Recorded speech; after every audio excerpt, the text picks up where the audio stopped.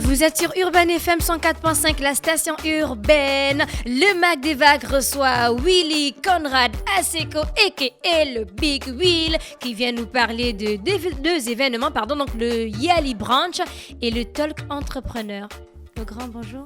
Bonjour à toute l'équipe Urban FM. Ça va, merci pour l'invitation. Alors le programme Yali, qu'est-ce que c'est ?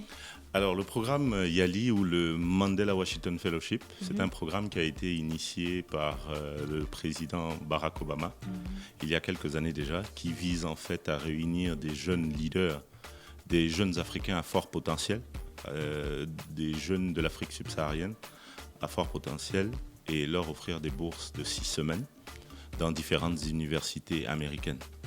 Donc aujourd'hui, c'est un programme qui donne l'opportunité à 700 jeunes Africains d'Afrique subsaharienne de bénéficier du programme de formation dans différentes universités aux États-Unis. Le programme était d'abord dédié à 500, ensuite 1000, et vu la crispation économique mondiale, ils sont redescendus à 700. Le gouvernement américain est redescendu à 700. D'accord. Voilà. Ok. Et Yali, c'est un programme, comme tu as dit, qui s'adresse aux jeunes Africains en passe de devenir des leaders. Exact. Mais de quels jeunes il s'agit en fait ? Quels sont les critères de sélection ?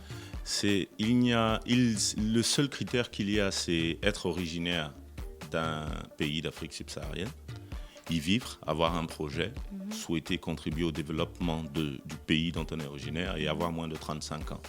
Et il n'y a pas d'appartenance politique, il n'y a pas d'aspect lié à l'appartenance politique ou à un réseau ou quoi que ce soit. C'est vrai qu'il y a très très souvent quelques personnes qui critiquent, mais qui n'osent même pas appliquer.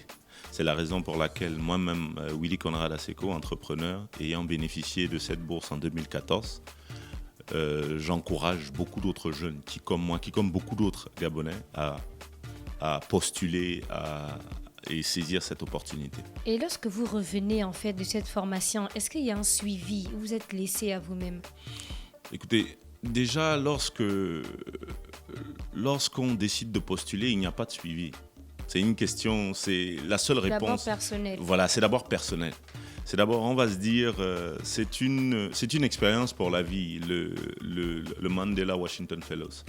Moi, j'étais à l'université de Yale, qui est l'une des plus grandes universités au monde.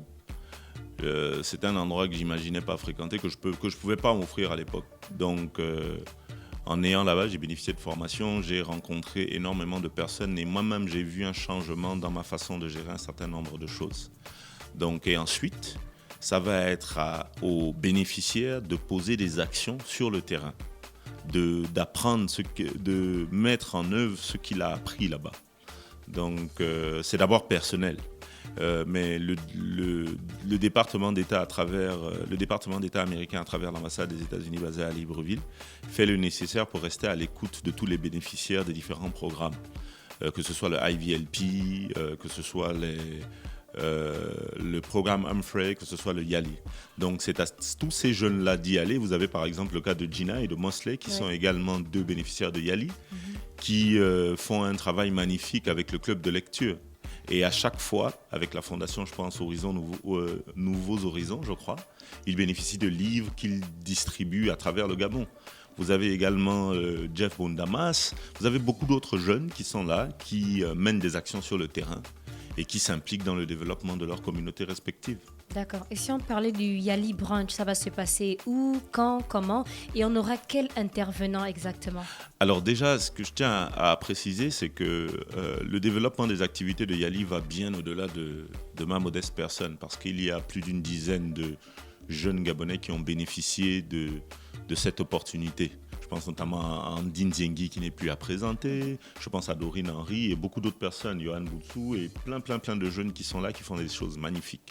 Camille Epembia également, Angèle Yeno Traoré, Ursula. Donc tous ces jeunes-là qui sont impliqués dans les différentes activités, que ce soit dans le secteur privé ou le secteur public, auront l'opportunité d'échanger avec ceux qui sont intéressés à y participer. Toi, par exemple, Ruth, si ce programme t'intéresse, tu es cordialement invité demain à GLab, 6 à Montagne-Sainte, juste à côté du cabinet Vision 2000, entre 11h et 13h, à venir à ce brunch, échanger avec nous, écouter les anciens participants, les anciens bénéficiaires, voir ce qu'il y a lieu de faire et écouter quelques astuces pour qu'ainsi tu puisses être prête à appliquer. Ouais. Et je tiens également à préciser que l'application est possible jusqu'au 9 octobre. 9. Ok.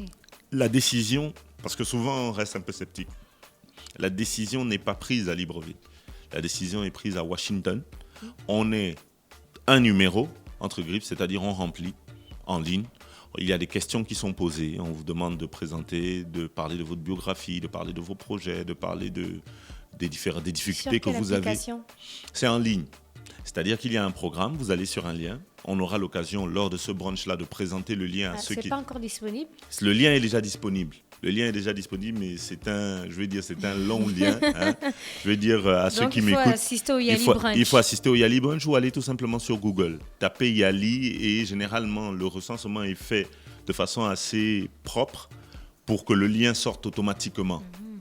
Lorsqu'on tape application Yali sur le net, vous verrez que cela sort et vous pouvez remplir, vous pouvez donner différentes informations vous concernant et ainsi appliquer.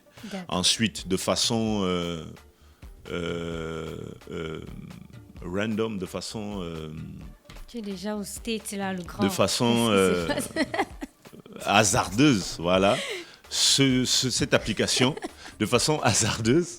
Oh, je suis ton grand frère. Oh, de façon hasardeuse, le lien atterrit sur l'ordinateur ou sur l'écran de quelqu'un qui est à Washington, qui est un Américain du département d'État. Ensuite, s'il est intéressé par ce que vous avez écrit, vous passez donc des interviews, cette fois-ci de vive voix, à l'ambassade des États-Unis basée à Libreville. Dis-nous quand même qu'il faut maîtriser l'anglais, le grand. Tu gardes ça comme ça, comment? Ben absolument qu'il faut maîtriser l'anglais, parce que si on bénéficie d'une formation, aux États-Unis dans une université américaine, il faut avoir le minimum. Mais je suis persuadé qu'au Gabon, on a des personnes talentueuses, des personnes qui sont prêtes à apprendre, qui n'ont pas peur de parler. Le plus important, c'est de se faire comprendre. C'est de ne pas, je vais dire en français, celui qui dit le là, lui, ben, il se fait comprendre. Il faut sortir de sa zone de confort et tout simplement parler, parce qu'il y a des jeunes qui font un travail vraiment, vraiment magnifique au Gabon et qui ne demandent que ce genre d'opportunité pour aller à une étape beaucoup plus importante. Oui, donc il faut saisir l'opportunité. Lundi, il y aura une session d'information et de partage avec des entrepreneurs de Lambaréné autour du programme Yali, c'est le Talk Entrepreneur. Exactement. Pourquoi vous avez choisi Lambaréné pour le faire? Parce qu'il y a des entrepreneurs à Lambaréné, parce que Lambaréné fait partie du Gabon, parce que nous pensons que nous pouvons y aller. Parce que Lambaréné est une ville, lorsque vous allez dans certains pays au monde, ils ne connaissent pas le Gabon, mais ils connaissent Lambaréné à cause d'Albert Schweitzer. Donc, c'est la raison pour laquelle nous avons choisi Lambaréné. Et je tiens à préciser que tout le travail que nous faisons, pour répondre à la question du suivi tout à l'heure, est-ce qu'il y a un suivi? C'est fait en accord et avec le soutien de l'ambassade des États-Unis au Gabon, que je tiens par ailleurs à remercier. Donc, en accord avec l'ambassade des États-Unis au Gabon, nous irons donc à Lambaréné échanger avec ces jeunes qui habitent dans une ville à fort potentiel, dans une ville qui permet de situer le Gabon dans le monde. Et ces jeunes-là également ne doivent pas être à l'abri de ces opportunités-là, doivent pouvoir bénéficier de ces opportunités. D'accord. Le Talk Entrepreneur, y aura-t-il un thème et comment ça va se passer? Le thème, c'est Yali. C'est-à-dire, nous allons arriver, nous espérons avoir le maximum de jeunes. Donc, si vous êtes à Lambaréné et que vous suivez cette vidéo, que vous nous écoutez, si vous avez prévu être à Lambaréné, nous serons du côté de la permanence Madeleine Baird, que je tiens également à remercier pour la mise à disposition de cette permanence qui permet aux jeunes de se réunir. Donc, cela nous permettra d'échanger avec ces entrepreneurs. Et même pas, parce que c'est vrai, on dit talk entrepreneur, mais il n'y a pas que... Oui, mais justement, vous savez, dans le programme Yali, il y a 3 filières. Il y a la filière de l'entrepreneuriat, il y a la filière du management public et il y a la filière du civic leadership, donc du leadership civil, en fait. Et en fonction de ça, en fonction de ces trois filières-là, chaque jeune peut se reconnaître. Donc le jeune qui est dans les mouvements associatifs, ça va être le Conseil national de la jeunesse, différentes associations, etc. Les aspects liés à l'environnement, ben, il est éligible. Le jeune qui est entrepreneur est éligible. Le jeune qui est dans une administration publique est également éligible. Ok. Sauf qu'au moment de l'application, il doit tout simplement remplir la filière qui l'intéresse. Vous avez des jeunes, on en a de plus en plus de jeunes qui sont chefs de service, par exemple, dans la fonction publique, qui peuvent bénéficier de cette bourse-là parce qu'ils peuvent améliorer et renforcer leurs compétences et leurs capacités. Donc, pourquoi on l'a mis justement à 13 heures? C'est pour bénéficier c'est pour permettre aux 3 catégories d'être présents. Comme ça, le jeune du secteur public qui est au travail peut prendre la pause de midi et au niveau de l'Ambaréné, venir à la permanence pendant 1 heure, échanger avec nous. Nous aurons la possibilité l'opportunité de nous présenter, de présenter le programme, de donner quelques astuces par rapport à l'application, afin que le maximum de jeunes, le maximum de Gabonais, peu importe le lieu où ils se trouvent, puissent appliquer et bénéficier de cette opportunité. Un numéro de téléphone pour avoir plus d'informations? Un numéro de téléphone pour avoir plus d'informations. Un numéro de téléphone, donne le numéro, s'il te plaît, ne fais pas ça. Tous les téléphones que tu as là. Alors, Tu veux nous envoyer sur une page. Ce que je veux proposer à tous ceux qui nous écoutent pour éviter de donner bon, de toute façon. C'est ton numéro personnel. Ce que je vais proposer aux jeunes qui sont intéressés par ce programme, c'est vraiment venir déjà dans un premier temps demain du côté de Gelab au Yali Branch. Ils auront toutes les informations et de suivre aussi des activités sur la page Gen Gabon, G-E-N Gabon. G-E-N, hein? Oui, Gabon. Et naturellement, je sais que Urban FM qui sera être un relais magnifique pour la promotion de cet événement pourra nous aider au niveau de la promotion de cet événement et des échanges avec toutes les personnes qui seront intéressées. Merci, on a fait le tour des questions. Un dernier mot, le grand dernier mot concernant le Yali Branch et le Talk Entrepreneur. Tout est gratuit, la participation est gratuite.